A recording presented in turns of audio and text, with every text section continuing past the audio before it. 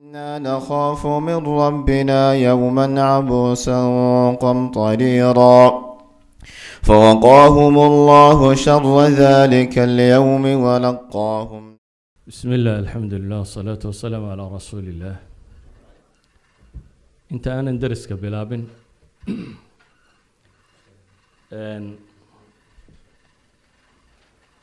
waxaan isku dayi doonaa inaan mowduucaasi ama waxaa ku saabsiisan atheism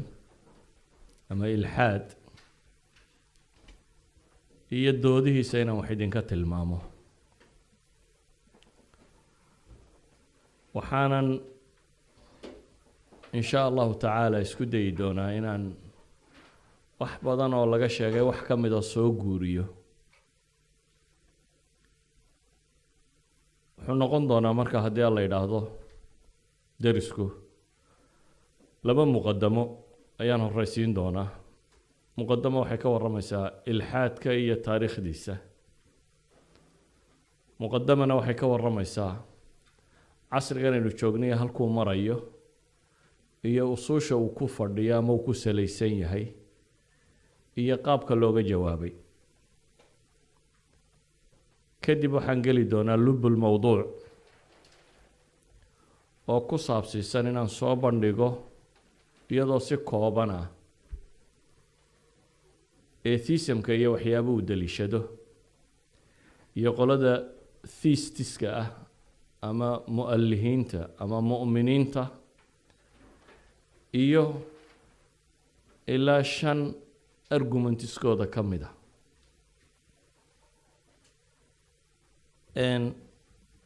waxaan ka cudur daaranayaa waxaan akhriyay ama qoray ama ka warramaya waa wax isugu jira afaf badan oo kala nooc ah. saa daraaddeed waxaan isku dayayaa inaan ku mideeyo af soomaali.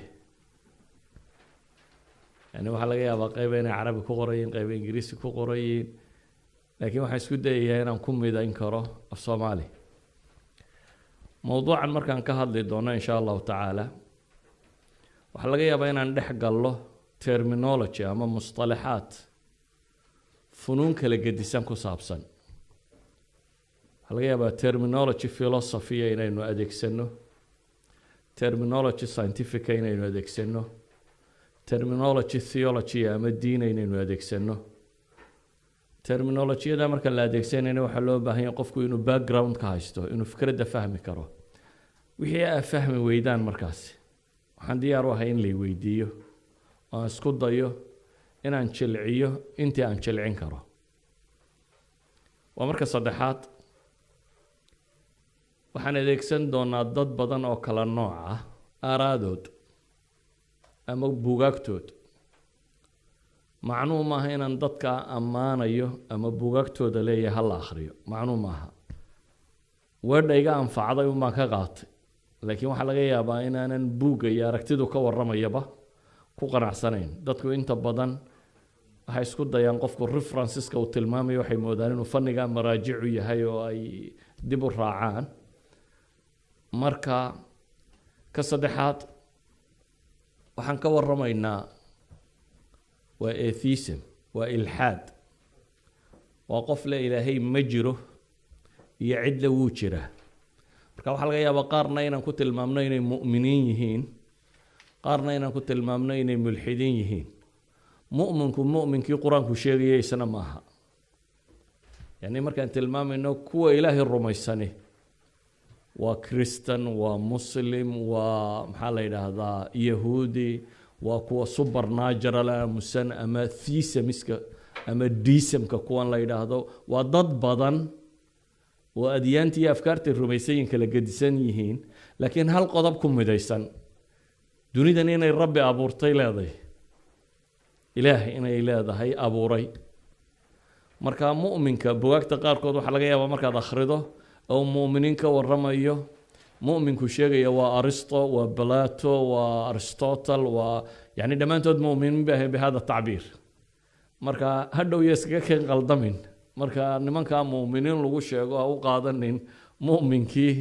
kitaabku ka warramaya. ama maalan kitaabkan la yidhaahdo kale qisat aliimaani bayna alfalsafa waaliimaani waalcilm 10 filosof buu ka warramayaa, 2 mulxidiin iyo 8 uu leeyahay waa mu'miniin. sideedda uu leeyahay waa mu'miniin dee waxa weeyaan waa Thomas Aquinas waa Immanuel Kant waa Aristotle waa Plato waa kuwa mu'miniintiisu waayo waa kuwii rumaysanaa ilaahay jiritaankiisa marka waxaan uga jeedaa mustalaxaadka badan ee aan sheegi doonaa iyo iskaga kiin dhex qaldamin oo kuwii kitaabka quraanka ku qoraa ma noqon doonaan sessionskaasi labada muqaddamo iyo 5 ama 4 argumentka marka aan sheego waxay qabaan maalan qolada atheistiska ahi waxay qabaan iyo kuwa muuminiintii waxay qabaan labada groupba markaan sheego waxaan ka warrami doonaa adiladooda waxay daliishadeen argumentkooda maxaa u daliila waxaan kaloo ka warrami doonaa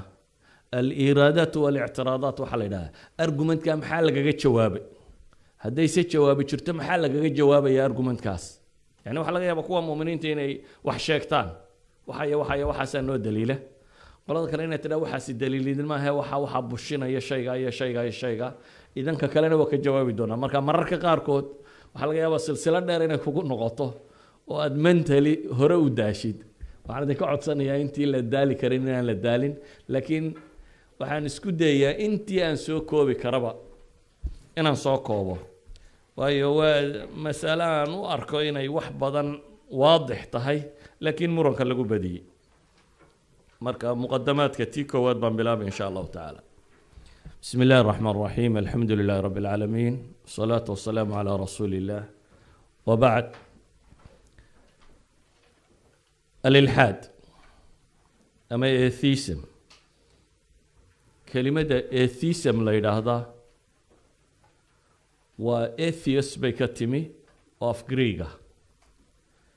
theos of Greek و goddess أما god أما الآلهة إله haddii la raaciyana waa without marka atheism macnaheedu waxa weeyaan without goddess waa cid leh ilaahiyo ama ilaah kaa doontaba dhehe ma jirto eraygaasi marka aynu qaadanno ilxaadka loo yaqaano marka diimaha dhexdeeda la joogo waxaa laga yaabaa ilxaadka dad badan in lagu tiriyo laakiin really maaha kaynu inagu u dan leenay مثلا أفلاطون بلاتو أفلاطون وحو قبا 3 نوع إلحاد كميدا جرا إلحاد كواد وإنو يراهدو قفكو إله مجرو أما ربي مجرو أما إله نما مجرتو إلحاد كاللباد بولي وإنو ربي جريتان كيسا وقلاده لكن العناية الإلهية إلها سي إنو انترفير قرأيه ودونيدا معمولو إنو ديدن يهي نوع صدحات أو سقو قبا وحويان والحاد القرابين بولا يكون وح قور عيا كأنما آلهة اللالوشيان سنوا نوع من الإلحاد بقبا لكن أريقو هذا وصاكم ما دام ويرقو صاكم ما يدور إريبان ربائنا كلا سارتان وحلا يدادا atheist يا وحلا يدادا agnostic يا وحلا يدادا skeptist iyo wax la yiraahdo non religious ama irreligious iyo waxa yiraahdaan anti-theist dhammaantood macnayaal kala gedisan bay tarjumayaan atheist markaynu nidhaahno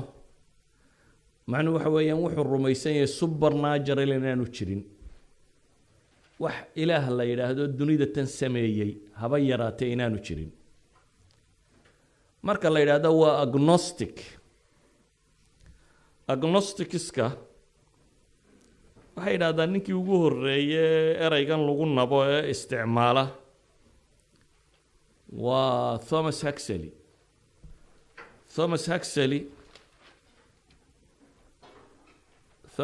ciidamada ka taqaanaa Thomas Huxley waxa weeyaan waa doodaagii ugu weynaa ee u doodi jiray Darwinismka waa Darwin saaxibkii waa usro qoys mulxida baa ku abtirsada caruurtu awowga u yahay waxaa ka mid ah Julian Huxley isna waa mulxid kale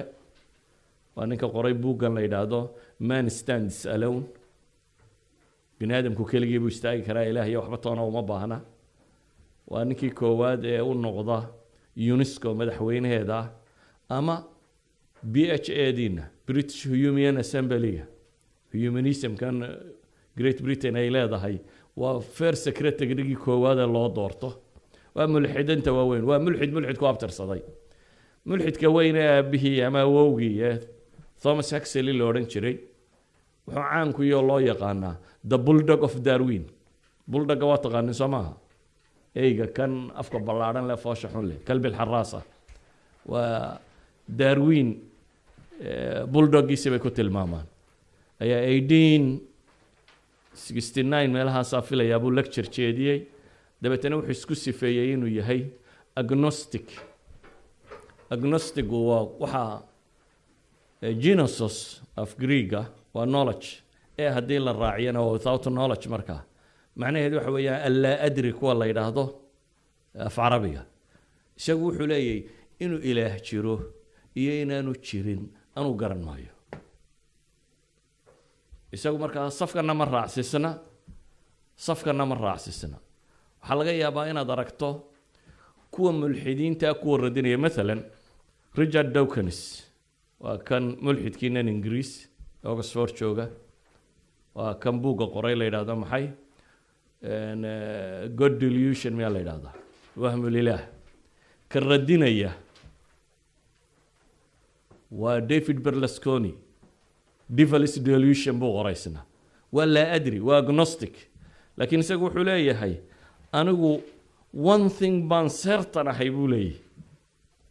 inuu ilaahay jiray inaanu jirin ma ogi laakiin waxaan certain waxaan hubaa buu leeyahay qoladayada science-ku waa professor of mathematics qoladayada science-ku inaanan cadayn karin inaanu jirin buu leeyahay marka waxaan uu sheegay buu Richard Dawkins wuxuu sheegay waxba kama jiraan buu leeyahay waxaan hubaa science yahan inaanu cadayn karin ilaahay inaanu jirin buu leeyahay laakiin inuu jiray inaanu jirin uma kala ogi buu taagay bugiisa aragtidaas ku bandhigaya idan agnosticsku waa qolole la adri ma ogi waxa jira group kale oo kuwa ka gadisan oo skepticism humanism baa kamida skepticsku waa mutashakkik waa shakaakiin iyagu inuu jiray inaanu jirin ba ma taagnay bini aadamku inuu xogaan kariyo inaanu xogaan karin ba muran kaga jira mas'alada cilmi dhamaanteed wuxuu diidan yahay waxa loo yaqaan al-awliyat al-ilmiya ama waxa jira wax la yiraahdo axiomku waa aragtida science-ka iyo xisaabta iyo waxa dhamay ku salaysan tahay oo ashyaa aan u baahnayn in proof loo raadiyo oo aqliya ba jira bay leeyihiin sadrada logic philosophy mathematics science all this waxay ku salaysan qadiyadatan yani shayga yar iyo shayga weyn inuu ka weyn yahay kan waa mas'ala aqliya bay leeyihiin daliil uma baahna kow marka lagu daro inay laba noqoto daliil uma baahna axiomisku waa waxa luqada carabiga la yiraahdo al-adilla al-bidaiya ama al-badaha ay ku tilmaamaan waa wax qofka caadiga ee bini aadamkiisa aan wax baranin wax loo dhigayna aanu jirin maanka caadiga uu garan karo iyagu waxay taagan yihiin qayb ka mid ah skepticismku waxay taagan yihiin aniga waxaan ahayni ma jira mise ma jiro I don't know bukule inaad adigu jirto iyo inaad jirin waayo xulay waxa aan sheegayo dhami maskaxdayda sawirta marka waa sawir maskaxdayda waxa laga yaabaa buu leeyahay haday baranbara ku eegto in iyaduna si kale ku arkayso therefore anigu xaqiiqada ma garan karo oo xaqiiqadu exactly waxay tahay ma garan karo si awgeed iyagu waxay diidan yihiin awlawiyat al-ilmiya iyagana skeptics ama skepticism baa lagu tilmaamaa haddaba inagu waxaynu u soconnaa groupkan is adkaynaya ee la yiraahdo atheist ama ilaah ma jiro tilmaamaya markaynu taariikhda dib ugu noqono atheismku waagii hore wax yar buu ahaan jiray afraad qof individuals ummad atheist ahay taariikhdu ma hayso taariikhda bini aadamka oo dhan kuma jirto ummad atheist ahayd waxa lagu tilmaamaa taariikhda bini aadamka marka laga waramayo waxa qoran ee la arkay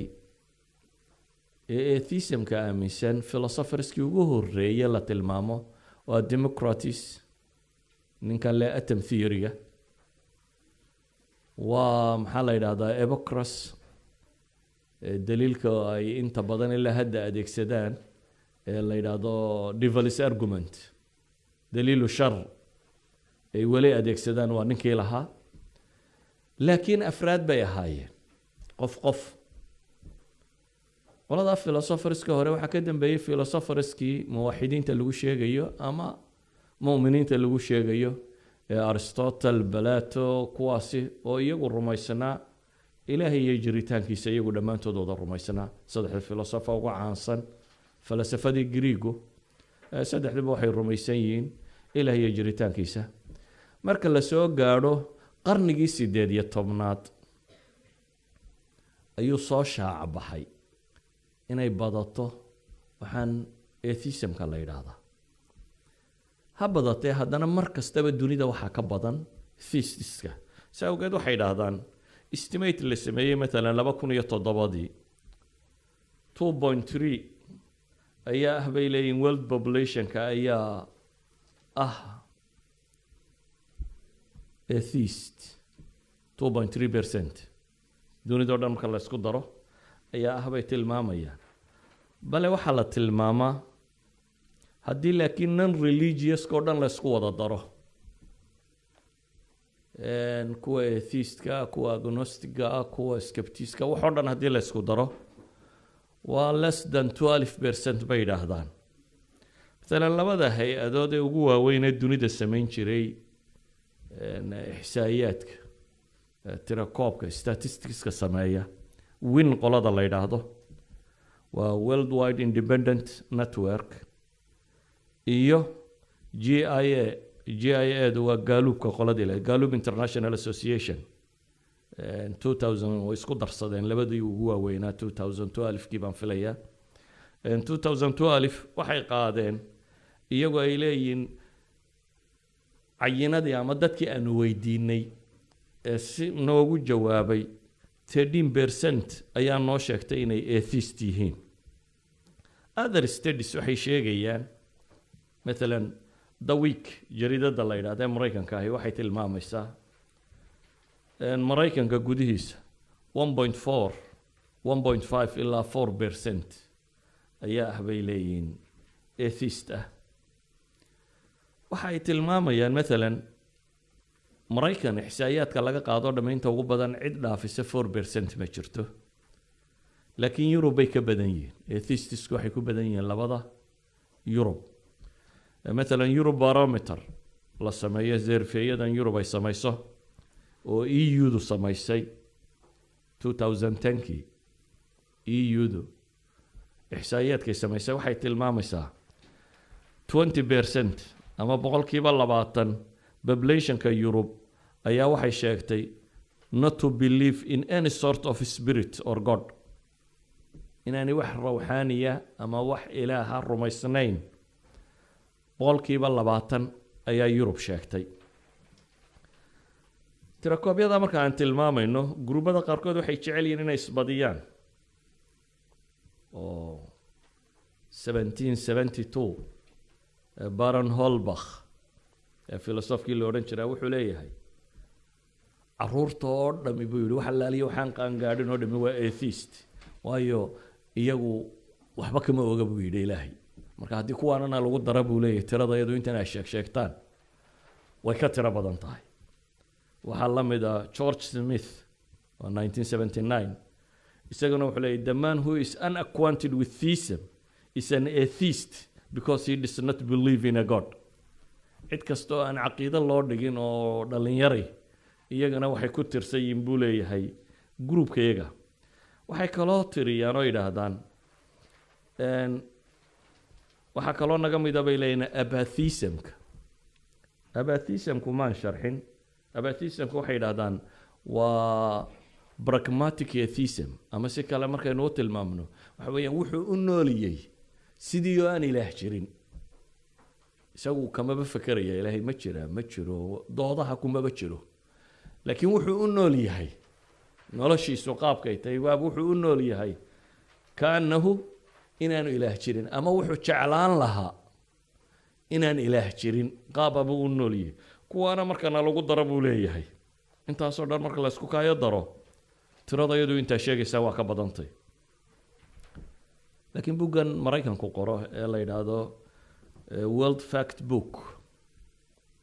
ee xisaayaadka caalamiga ka warrama world fact book isagu wuxuu ku tilmaamaya 2.01% 2010kii xisaayaadkooda waxay leeyihiin intaas baa ah dadka loo yaqaano atheist ama aan odhan karnaa ilaahay ma rumaysna si kale markaynu u sheegno atheismka waa la kala saarsaaraa tacaabiir baa arki doontaan bugaagta ka warramaysa qaar ay yidhaahdaan positive atheist iyo qaar ay yidhahdaan waa negative atheist iyo qaar ay yidhahdaan waa strong atheist iyo qaar ay yidhahdaan waa implicit atheism strong or weak implicit or explicit kuwan markaynu isku darro erayadan qaybo ka mid ah waa kuwa isticmaali jiray mulxidkii ugu weynaa ingiriiska ee la odhan jiray Anthony Flew ee markii dambe isagu qirtay in ilaah jiro 65 sannadood buu rumaysnaa inaan ilaah jirin doodihii ugu badnaayee ay galaan atheistisku waa ninkii gelayay doodoodii koowaad ee 1950gii Cambridge University lagu galay waa odaygii matelayay aakhirkiina waynu ka warrami doonaa wuxuu ku dambeeyey ayaa waxay leeyihiin qoladaasina waxaa jira positive atheist iyo negative positive atheist waa ninka strong atheist ay ku tilmaamayaan ama waa explicit atheist ay ku tilmaamayaan waa qof u taagan oo rumaysan inaanu jirin ayuu adila raadinaya ama implicit-ka iyo negative-ka iyo weak-gu waa kuwa kale bay leeyihiin ama le anigu ma ogeyn inuu jiriyo inaanu jirin ama le u nool sidii waxaanu jirin iyo wixii la mid ah markaan soo duuduubo atheismka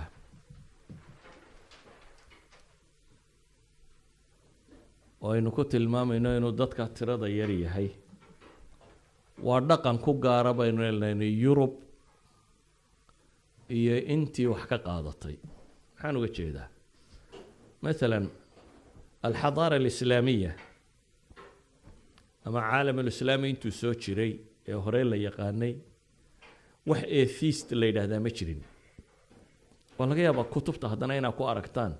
fulaan waa mulxid ama waa kada iyadoo la leeyay laakiin waxaynu leenahay waa ilxaad aan ahayn ilxaadkan ilaahnimo diidka sadaraadeed maalan ibn rushd ayaa wuxuu leeyahay carabi dhammaanteed way ictiraafsanayd biwujuudi ilbaari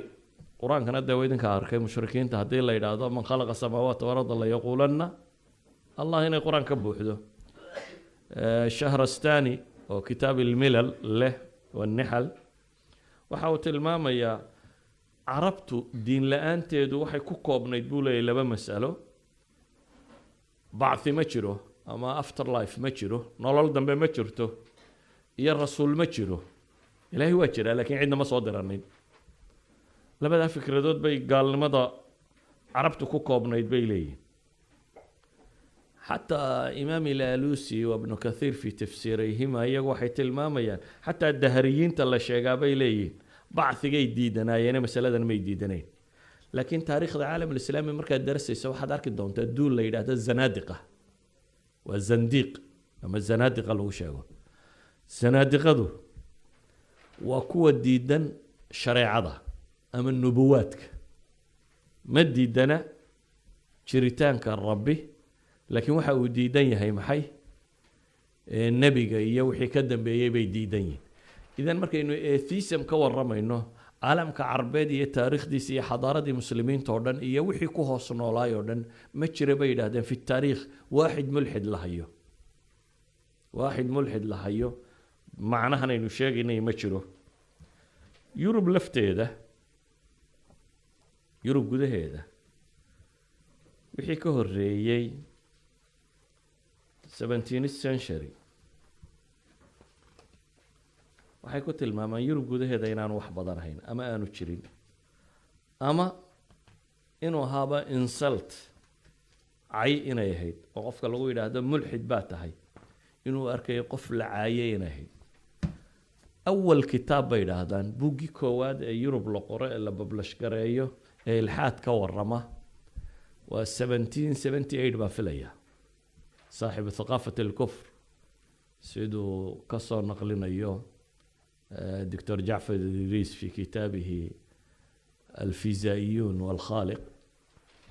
حكوت الماميان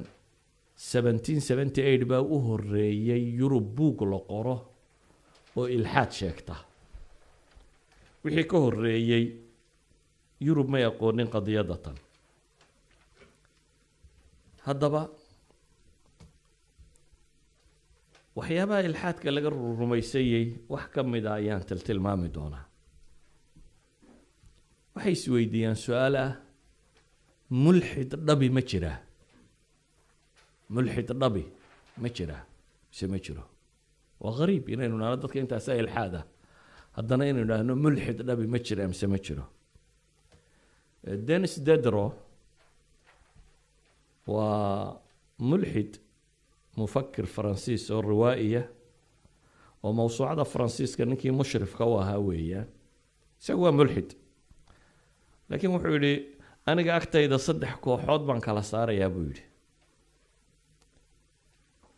ملحد كانوا ملحد كحقيقي كاهي بولي وأنا كلا إلهي مجرو صار رميسان دليل لو كان صنايا كاسم بان ملحد وران كرابولي أما kuwa aan ra'yiba ku sugmaynina maalinba dhan jooga shukuukiyiinta ama kuwan jecel in la yidhaahdo kaanama ay jecelaan lahaayeen inaan ilaah jirin cayn qaabkaasi u nooli mulxid uma arko laakiin arrintu intaa way ka durugsan tahay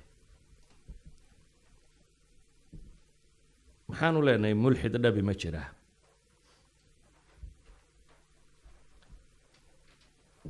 jaamacadda tan Helsinki University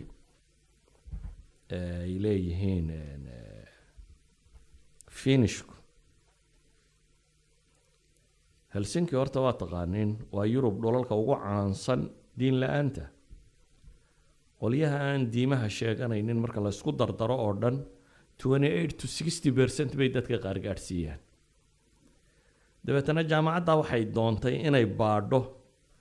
war ma jiraa dad mulxid dhabi mise waxaan waa iska yaalyaal dadkani ma waxay jecel yihiin inay diinta iyo xuduudeeda tan iyo cibaadaadka la sheego waxaan inay ka takhalusaan oo waxaan baa u geynaya mise waa belief ah inuu qofkani caqliyan ku qanacsan yahay inaan ilxaad waxa la yidhahdaa aanu jirin yani wax ilaah la yidhahdaa inaanu jirin group ka mid a jaamacadda markaa ayaa waxay sameeyeen baaritaan ay hogaaminayso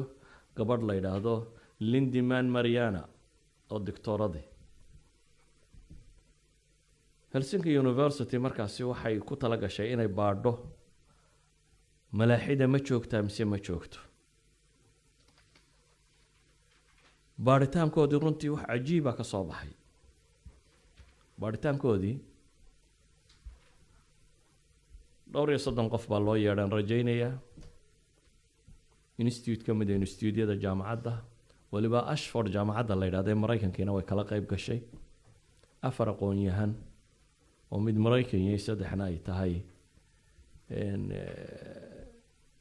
Finnish yihiin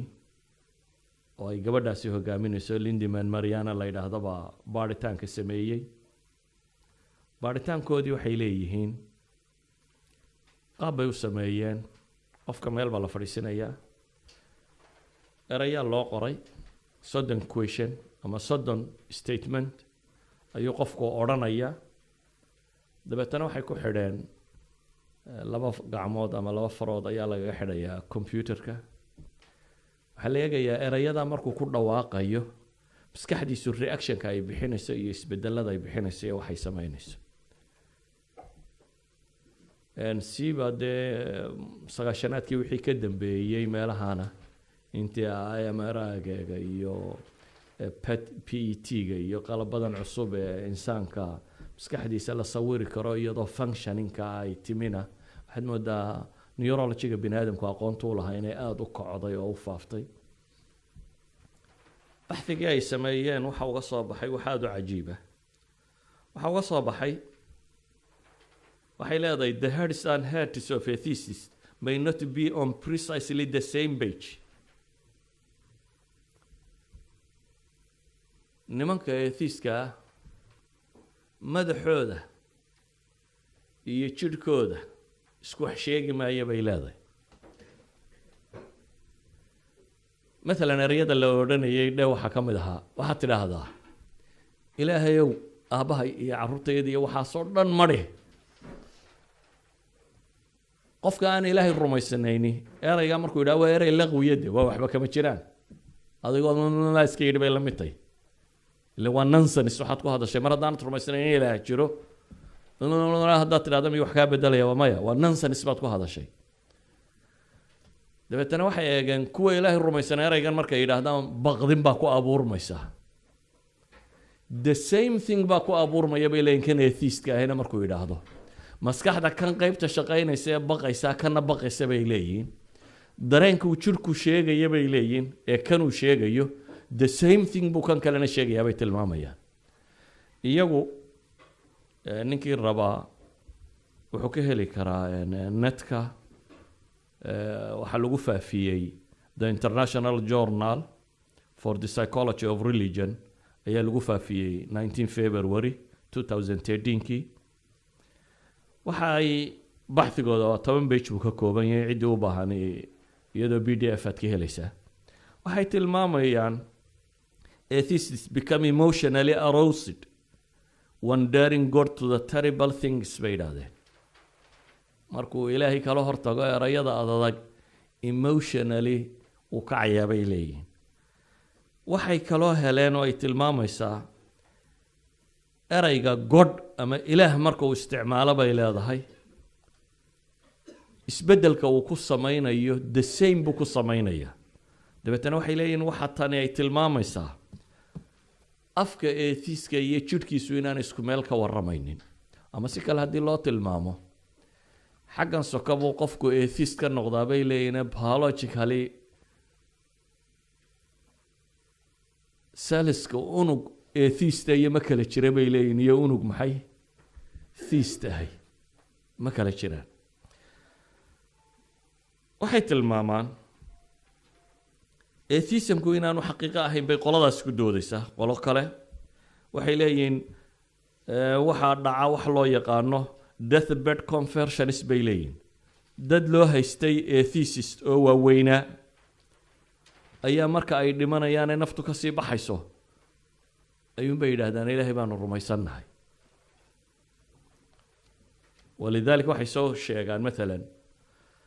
John Paul Sartre waa taqaanin John Paul Sartre waa existentialist waa falsafa alwujuudiya mulxidkii faransiiska ahaa mufakkir riwaa'iya oo filosofa falsafada existence-ka bini aadamka iyo humanka ku saabsiisan lahaa isaga iyo gabadhii ay saaxiibka ahaayeen gabadha waa Simone de Beauvoir miyaa la odhan jiray feminist groupka islaamihii hogaamin jiray caalamka ka mid ah iyana mulxidad kale bay ahayd ismay qabinse waa wada noolaan jireen waa wada joogi jireen labadooda waa mulxid bay ahaayeen waxay yidhahdeen markuu geeriyoonayey naftu markay qabsatayba wuxuu u yeedhay Simone de Beauvoir dabeetana wuxuu ku yidhi naa orada wadaad iigu yeedh waa ninkii noloshiisaba mulxidka ahaa wadaad u yeedh buu yidhi gabadhii way argagaxdo waxay tidhi ma adiga doonaya maanta wadaad haa buu yidhi wadaad iigu yeedh waxay tidhi haddaba qis u yeedhi maayo cardinal baan kugu yeedhayaa ka weyn kuwa waaweyn mid ah ayaan kugu yeedhayaa dabeetana wuxuu ku yidhi naa cardinaaladu waa tuugo oo ilaahay ba khiyaamayaana kaa iga daaye wadaad yaroo miskiin oo meelaha joogo mukhlisa mid honest ah baan rabaa buu leeyahay kuwa waaweyni wuxuudu waa bug mid miskiina ii raadi kii baa loogu yeedhay markii uu yimi ayuu saartar qartay bay leeyihin akhdaadiisi iyo wixiisii isagoo rajaynaya amalan fi najaah ayuu qartay bay ku tilmaamaan waxaa ka mid a ragga ay sheegaan philosophy France ay mulxid isna ku sheegayaan ninkii riwaayiga ahaa ee Voltaire qaarna waa mulxid bay dhahaan qaarna waa ma diisam buu aaminsanaa bay dhahaan diisamku waa dadka rabbinimada aaminsan laakiin aan aaminsanayn ilaahnimada يعني wuxuu aaminsan yahay supernatural dunida sameeyay inuu jiro laakiin laa cilaaqata lahu isaga isku mashquulay oo iska tagay dunida tanina sidii uu dhigay bay isaga socotaa waa rububiyiin baa la yiraahdaa diisam waxay yiraahdaan markuu dhimanayay ayuu yidhi ha laygu yeedho wadaad baa loogu yeedhay si uu qufraanka hortiisa uga yidhaahdo wadaadkii baa laakiin wuxuu ku noqday catholic mintida oo wuxuu yidhi ilaa aad madhabka kaatoliga qirtid oo aad ictiraafka samaysid mooyaane ma kuu aqbalayo dembi dhaafka kuma aqbalayo dabeetana wuu cadhoodo intuu xanaaqu yidhi kana iga saara bayaan buu qoray waraaq la yaqaano uu leeyahay anigu rumayn aan ilaahay rumaysnay baan ku dhimanayaa iyo asxaabtaydoo aan jecelahay iyo cadowgaygoo aan necabahay iyo inaan ka soo horjeedo khuraafaadka iyo asaatiirta iyo qurunka diimaha lagu dhex daray intaa bayaana intuu qoray ayay isagana naftu ka baxday bay yidhaahdaan waxay isweydiiyaan deathbed conversioniskan markay ka yimaadaan waxay ka sheegaan Eisenhower inuu yidhi no atheistic in foxholes bay yidhaahdaan dagaaladu markay dhacaan goobta dagaal bay yidhaahdaan atheist ma jiro yacni waa waqti alkurba waqti shidda waqti shidda maxaa loo leeyahay atheist ma jiro waxaa jira dhakhtar maraykana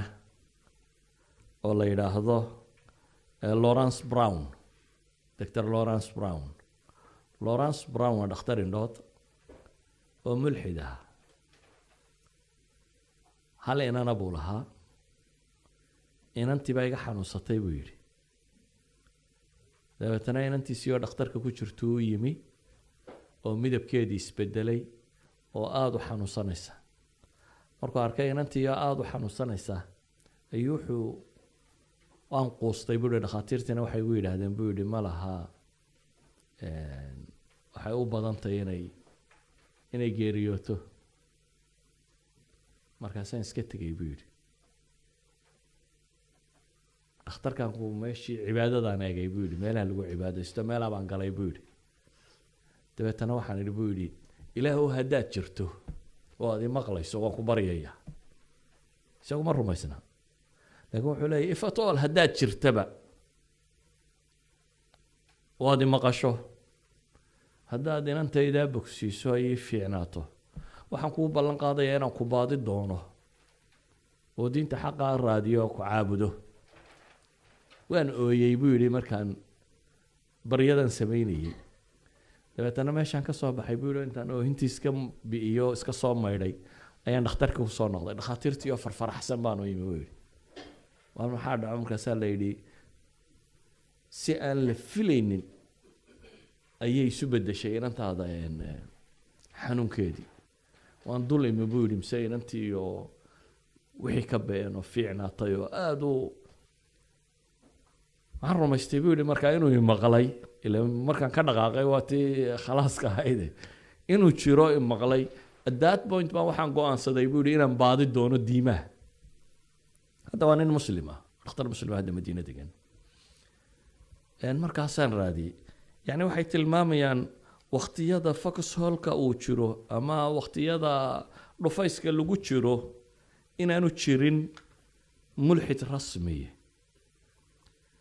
su-aasha isweydiinta le waxay tahay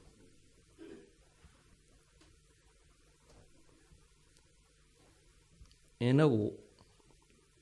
kuma doodayno war mulxid matid hadduu isagu intuu isa soo taago yidhahdo mulxid baan ahay khalaas codkiisaynu aqbalaynaa waay qofka bini aadamka ah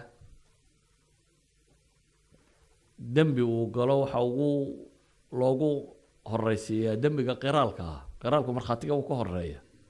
hadduu qofku intuu isagu isa soo taago yidhaahdo waxaan rumaysnay inaanu jirin, waxaynu la dhaqmaynaa inuu rumaysan yahay inaanu jirin. shaqo kuma lihin maxaa halkiisan ka guuxaya, halkan markay joogto miyuu rumaysan yahay mise ma rumaysanaa, up to him, isagay jirtaa. laakiin maadaama isagu qirsan yahay oo leeyahay waxaan rumaysnahay inaanu jirin, waxaanu la dhaqmaynaa inuu rumaysan yahay inaanu jirin. kow, waa maxay adiladaad wadataa baynu weydiinaynaa.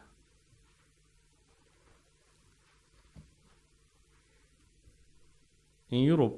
ayataynu soo sheegnay 18th century-gaasi wixii ka horeeyey, waxay dhahdaan Yurub waxa yaalay waxa loo yaqaano inatism. fikraddii Yurubku waa aaminsanaa inatism. inatismku waa waxaanaynu idhaahno alfitra, qof waliba inuu ku dhasho isagoo ilaahay rumaysan.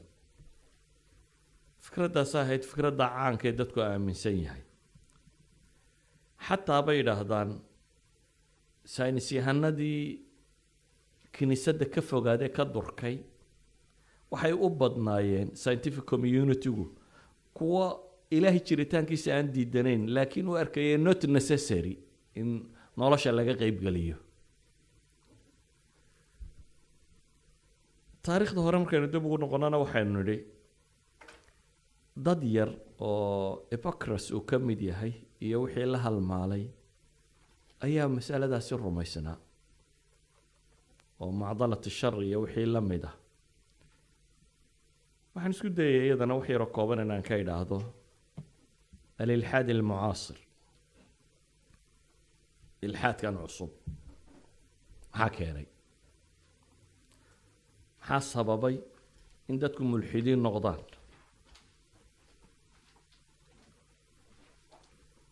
dhowr sababoodba waa jiraan. dhowrka sababood aan sheegayno midi waxay ku saabsan tahay waa sababo inta badan Yurub ku gaar ah. waxay Yurub ugu gaar yihiinna waxa weeyaan medieval periodkii waqtigii la joogay quruntii dhexe Yurub asaaska cilmigu wuxuu ahaa kitaab ilmuqadas Bible-ka. kiniisaduna waxay qaadatay aaraadii Aristo iyo Ptolemos culamada carbeedna ay u qoraan, oo ku saabsan kownka iyo siduu u jiro, universe-ka, dhulku inuu taagan yahay, cadceedda iyo planetska iyo xidiguna inay dhulka ku wareegayaan,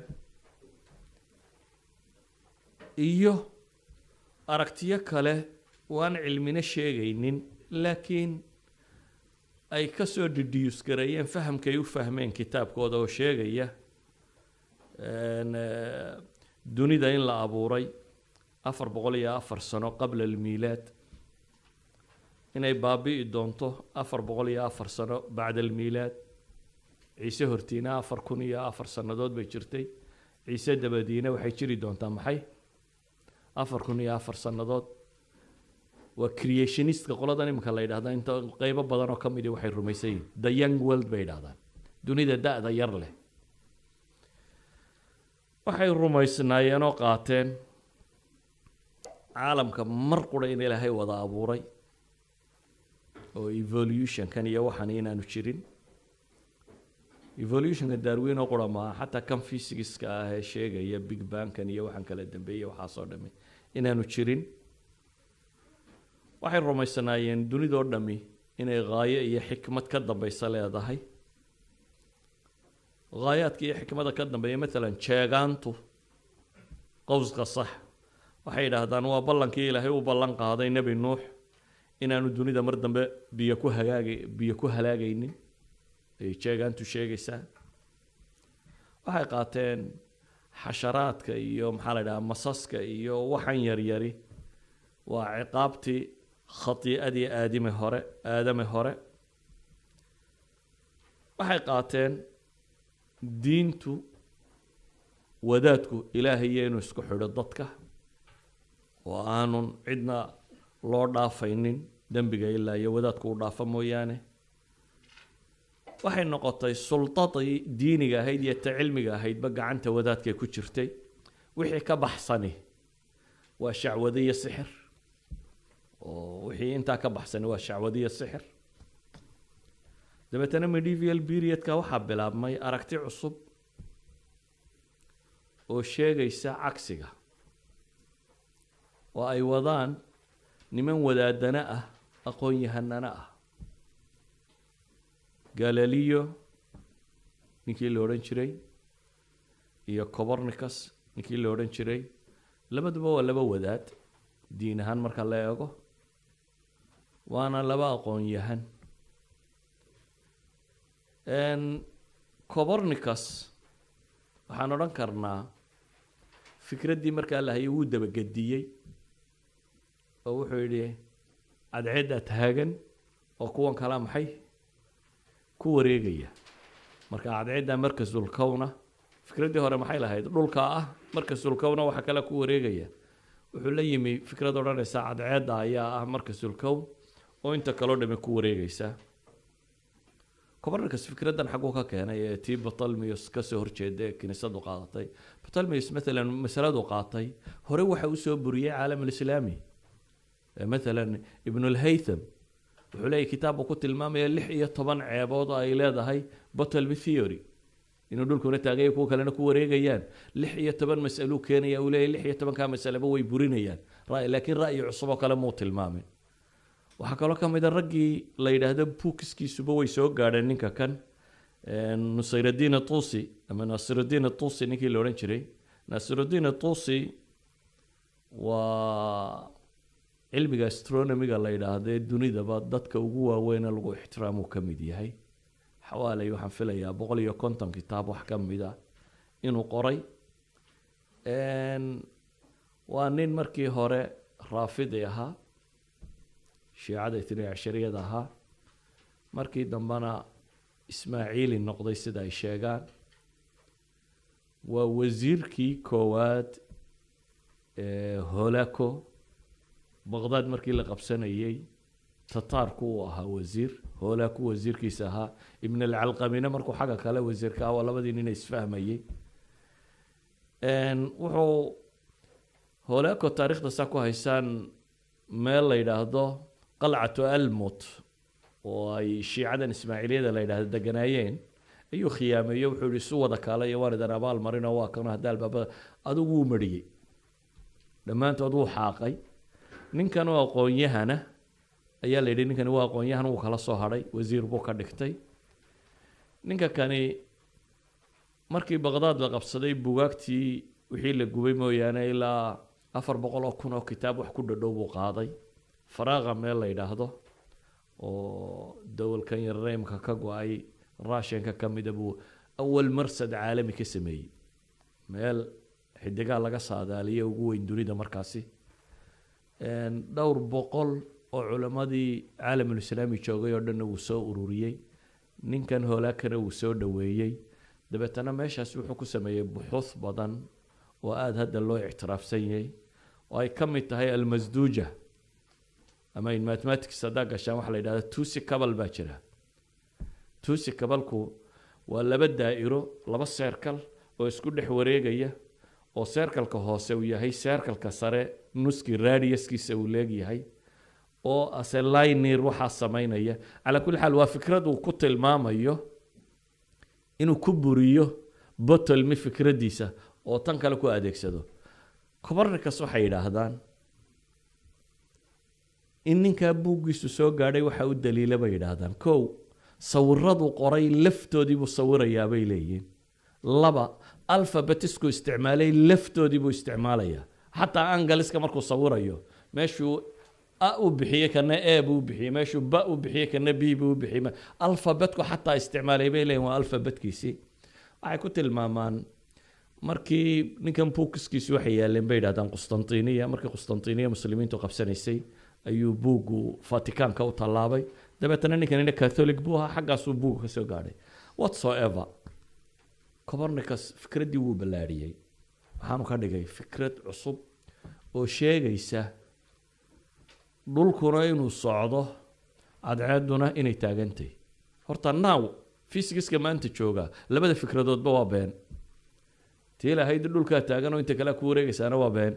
tii lahayd cadceeddaa taagan oo inta kale ku wareegaysaana waa been. labada midna sax maaha hadda. laakiin waxaynu ka warramaynaa taariikh wuxuu taagnaa markaasi in buuggaas buu qoray buuggaasi markaa waxaa loo arkay inuu ka horjeedo bibleka sidii ay u sharxeen nimankii gacanta ku hayay oo iyagu haystay fikraddii aristo iyo botelmy.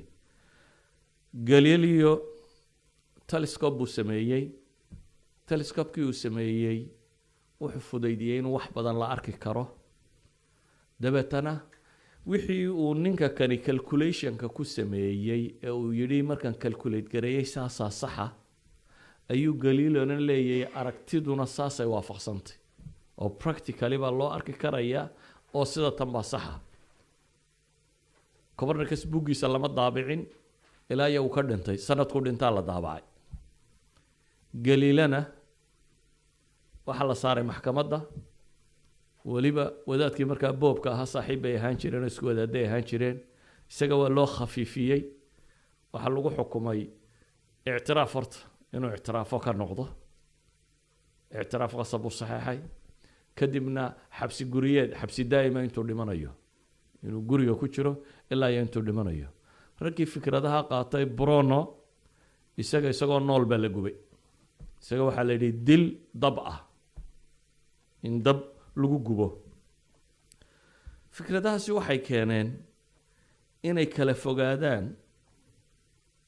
ciddii science danaynaysay iyo ciddii diinta haysatay.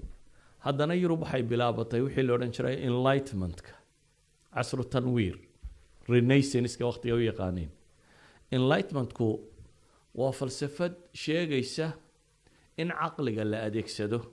oo awal Christianity waxay ku salaysnayd aamin oo rumeeyo raac wixii uu kitaabka ku qorayay.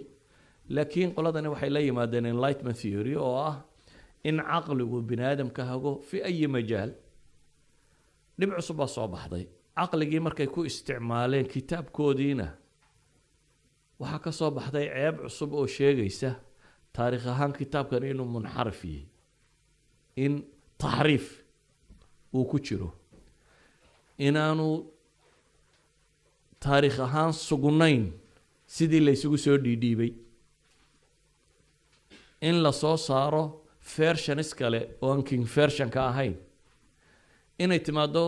kanaysta qaybo ka mida inay qirtaan jusas ka mida kitaabku inaanu kitaabkaba ka tirsanayn. maalan protestant iyo catholic waxyaabaa u dhexeeya maxaa ka mid ah? catholiga buuggooda wuxuu ka kooban yahay 73 buug. protestantkuna wuxuu ka kooban yahay maxay? 66. waa adigoo yidhaahda qur-aanka 7 jis kuma jirto, 23 baanu haysanaynaaye intaasi qur-aan maaha. protestantku 7 ka mida bay leeyihin kama mid ahaba kitaabka, waa been abuurad kaloo lagu daray. intaasoo qura laguma koobine waxaa soo baxay versions kay protestantku haysteen laftiisa la yidhaahdo chapter hebel min verse hebel ilaa verse hebel kama tirsana oo qaarkood laga saaro. waxaa soo baxday maalan 7 ka mida aqoon-yahanadoodii Jarmal inay buug qoraan, maqaalaad wa muraajacat la yidhaahdo, oo buugga Darwin intuu Yurub ka sameeyey buuq in ka badan ka sameeyey oo diinta dhexdeedii. idan casru tanwiir 2 shay baa soo baxay. waxaa soo baxay waxay wadaadadu sayniska ku sheegayeen ee kitaabkooda ka soo tarjumeen saynis ahaan inaanu sax ahayn, ee kuwan ay laayeen inay ka saxsanaayeen. waxaa kaloo soo baxday kitaabkan ay hayaan taariikh ahaan inaanu sugnayn. marka saynis yahanadii waxay u waacdeen kow sayniska ha la aamino, kitaabkan yaa la aaminin. ilaan qadiyad hebel buu sheegay, qadiyad hebel buu sheegay, qadiyad hebel buu intubana scientifically baa la disproof gareeyey oo sax maaha. saa daraaddeed hadduu galileo wuxuu ku doodayey waraaqdu u qoray boqoradda waxaa ka mid ahaa iyo nimay saaxiib ahaayeen Benito, waraaqdu u qoray wuxuu lahaa the works of God and the book of God isma khilaafi karaan buu leeyahy kownka kani waa shaqadii ilaahay buu leeyahy waa ilaahay wuxuu qabtay camalkiisii buugguna waa ilaahay hadalkiisii ma suurtagal aha buu leeyahy labadaasi inay iskhilaafaan ee haddii ay jiraan wax isweydaarsani waa in si uun la isu waafajiya ama innagaa qaldan saynu wax u fahamnay laakiin macquul maaha buu isagu taagan yahay in buugga ilaahay iyo shaqada ilaahay inay iska hor yimaadaan macquul maaha buu leeyahay haddii erayadani kuwii ilaahay soo dejiyay yihiin buugganina shaqadanina ay tahay buuggii yani camalkii ilaahay sameeyey waxaa kaloo soo baxday bini aadamku inuu technologigiisu horu maro 1595 baa awal microscope la soo saaray microscopekii waxaa la arkay germs yaryar iyo bacteriyaad iyo wax wadaadada qaarkood awal waxay odhan jireen waxaan idin hayee xanuun oo dhan shaydaan baa idin dureeyey waa jibanka iyo shayaadiinta iyo beledaasaa ka qaadaan haddii kitaabka lagu akhriyana waad iska bogsanaysaa qoladii sayniskana waxay dhahaan war shaydaanna ma duraynine bacteria heshay oo bahalladan meesha marmaraya ayaa ah waxa sameeyey iyana waxay noqotay wax cusub oo qoladii diinta wadatay iyo ay ku kala khilaafsan yihiin idan qoladii diinta wadatay ama yurub diintii taallay diin kale maaha tii yurub taallay iyo science community way iska hor yimaadeen iska horimaadkaasina wuxuu dhalay science community inay ku qancaan kow wixii ay science ahaan u sheegaysay ay lahaayeen kitaabkaa sheegay inay been tahay oo aanu sax ahayn ila fikraddii aristo iyo botolmi bay ka dhigeen inuu kitaabku sheegay tii waxay leeyihiin absolutely dee anagaa telescopeka ku aragno waa wax ishu aragto absolutely wax la rumaysan kara maaha waxaas baa ilaahay ka yimi maaha sax bay leeyihin second to that waxaa timid kitaabka laftiisii in godoloolo loo sameeyo oo kuwii aaminsanaa laftooda ay u sameeyaan marka waxay noqotay inay diin oo dhan ka fogaadaan diinka fogaadkii laba qaybood buu noqday qolo deism qaadata waar ilaah supernaturally waa jiraa dunidana ilaah la-aan ma soconayso walaakiin kiniisadda iyo kitaabkeeda iyo waxaana waxba kama jiraan iyo midhadh u baxay xagga ilxaadka oo iyagu leh dunidu iyadaa isugu filan tafsiir iyada gudaheeda yaan la raadinin tafsiir khaarijiya sharax dabadeed explanation outside it ma jira bay leeyihin within it baynu ka raadinaynaa how to explain sida loo sharxayo gudaheedun ha laga dhex raadiyo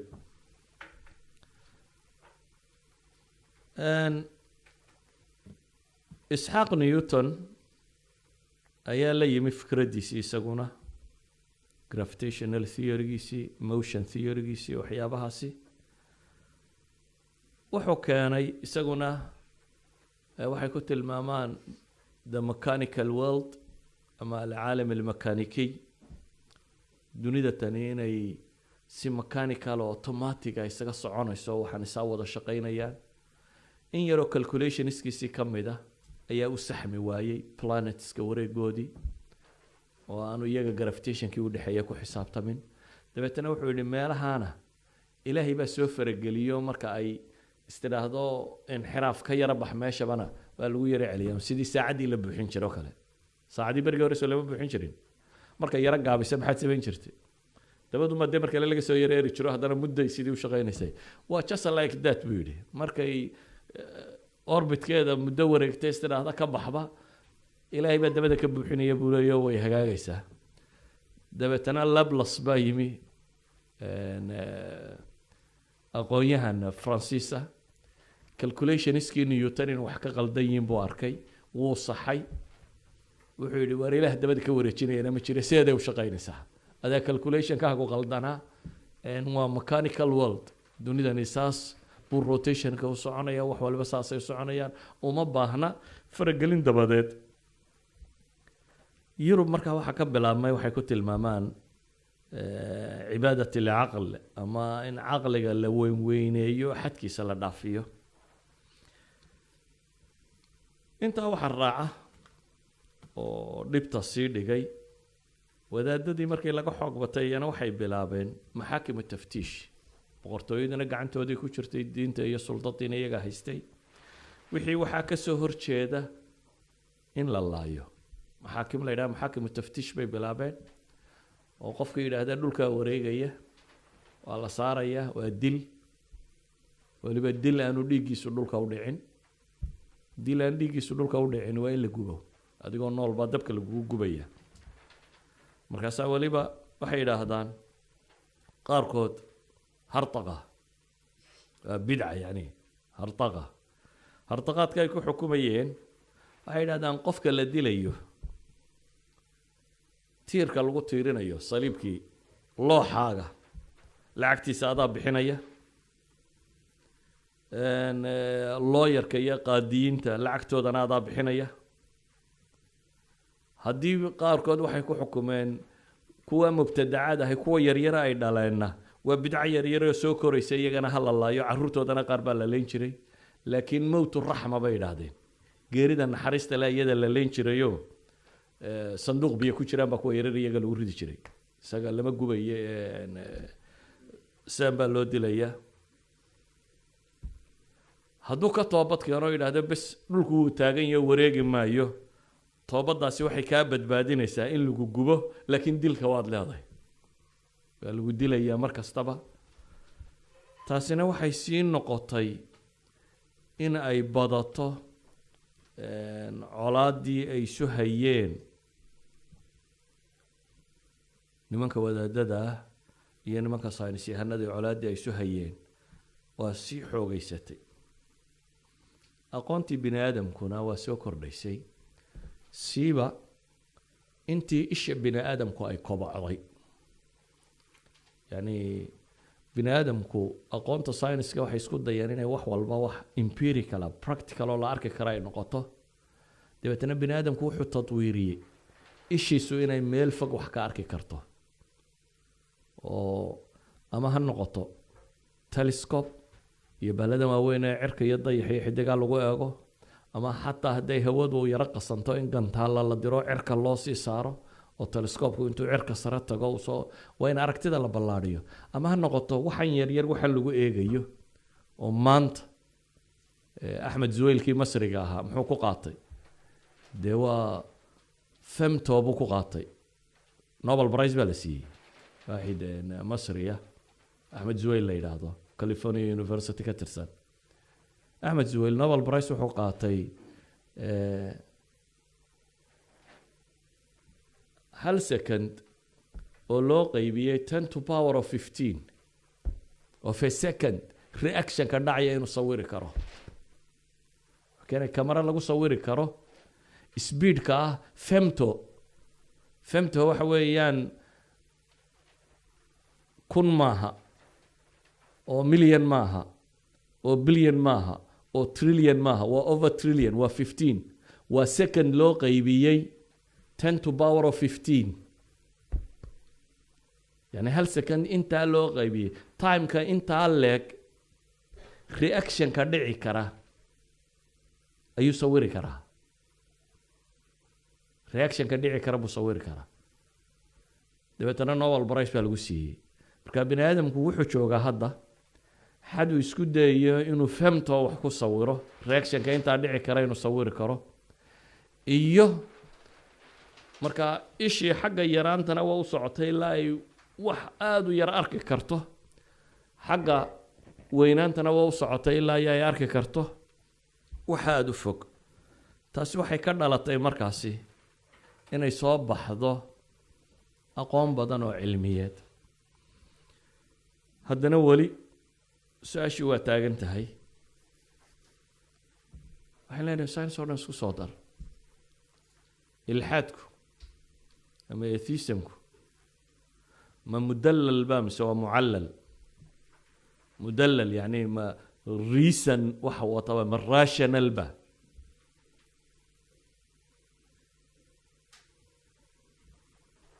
مسماها وهي مانتا dadka atheismka aaminsan aad bay u qayliyeen aad bay u buuqeen aad bay isku dayeen inay u faafiyaan xad bay gaadhay waagii hore qofku waa mulxid in la yidhaahdo yurub ceeb bay ahayd insult cay bay ahayd way soo tatawurtay ilaa hadda waa la isku xaqiraa maalan maraykan xaqiraadu xadkay gaadhsiisnayd gobollada qaarkood north carolina oo kale markhaatiga ma galo distoorkoodu siduu qorayo mulxidku waayo waa insaan xaqiir ah oo markhaatiga ma galo arkansas oo kale baan filayaa inaan loo dhiibi karin mulxidka any public offices inaan loo dhiibi karin qof la xaqira buu ka ahaan jiray yurub waagii hore laakiin imika waxay isku dayeen inay bedelaan marka imika waxaa jira niman la yidhaahdo wall street maxaa la yidhahdaa wall street journal waxay qortay militant atheist malaysia lilxaad niman la yidhaahdo waa richard dawkins waa christopher waa maxaa la yidhahdaa sam harris waa maxaa la yidhaahdaa waa groupkan waa group uu ku tilmaamo alvan balantiga waa filosofka christianityga maraykan ugu weyn alvan balantiga wuxuu yidhi bay yidhaahdaan kuwa dambe buu yidhi athesiskan dambe way ka daliil yaryihin buu yidhi atheiskii philosopherska ee hore but they are more noisy than them buu yidhi way ka dajiij iyo qayle badan yihin way ka buuq badan yihiin groupkan dambe waxay isku dayeen kow waxay idhahdeen homosexualityga magacii waa kii laga bedelo guy si loo bixiyey magac fiican guygu dee in english waa taqaanin waxaa la yidhaha qof faraxsan oo caynkana marka horta magacan aan bedella bay yidhaahdeen waxay la baxeen hadda the brights waxa la yidhaahdo 2001kii meelaha mise 2003 bay socdaa banaanbax weyn baa maraykan laga sameeyey oo ay u bixiyeen community of reason dabeetana way wadeen magaca the brights bay la baxeen iyagoo isku tilmaamay inay yihiin community of reason kaasi oo dad caqliga isticmaalayo caynkana lacag bay ka heleen iclaamkii tirada badnaa oo bookskooda qaarkood dhowr milyan baa la iibsaday maalan god delusion waxaa la iibsaday more than 2.5 million copies ayaa laga iibsaday yacni buugga quruu milyaneer ku soo noqday isna si uu waxa kan u hirgeliyo richard dawkins wuxuu qaatay london gaadhiga cas ee baska cas ee london in lagu dhajiyo iclaan ah waa tan iclaanaadka la kiraysto dabeetana wuxuu qaatay iclaan la yidhaahdo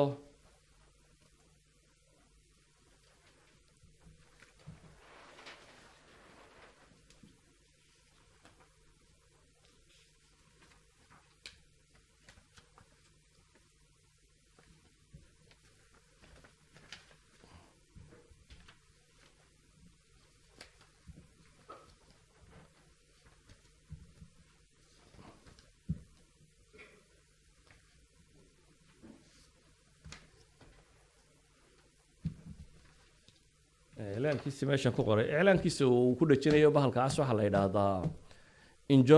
enjoy your life probably there is no god iclaan la yiraahdo buu lacagta dawladda hoose siiyey dabeetana baska cas ee London buu hareeraha kaga dhisnaan jiray noloshaada ku raaxayso hubanti waxa inaanu ilaahay jirin waxay leeyihiin in badan oo doodahan TV-yada iyo iclaamku aad loogu tiro badiyay waxa soo dhamay waxay keensadeen inay imika aad loo xiiseeyo ama aad loo buunbuuniyo si loo faafiyo u noqdo haddaba insha Allah after break waxaan isku dayi doonaa inaan ka warramo islaamka ama diin ama qur'aan maxaa u arkaa qadiyadda tan science-ku muxuu u arkaa kadibna argumentiskaynu toos u geli doonaa maxaa argumenta maxaa dooda ee qoladani daliishanaysaa doodanse maxaa kuwa kale ku burinayaan laakiin doodaha kani waa dooda iska adag waxaan jeclaan lahaa inaa aydan degdegin waana laga yaabaa su-aalo badan oo dhallinyaradu qabto inaan markaa ka jawaabi karo haddii ay la garataan argumentiska kani waxay yihiin iyo qaabkaynu soo bandhigi doono marka aan hadda halkaa ku joojino sala allahu calaa muxamedin wala alihi wasaxbi wasalam alxamdu lillahi rabbi alcaalamiin